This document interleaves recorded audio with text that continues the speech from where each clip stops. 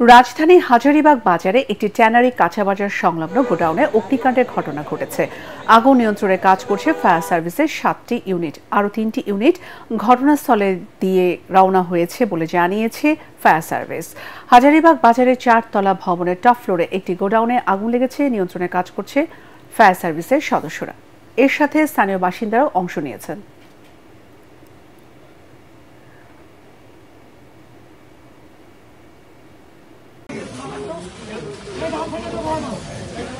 যাবে ভাই বাইক সাইডে আগা এটা পেশা দিয়ে আগা গেছে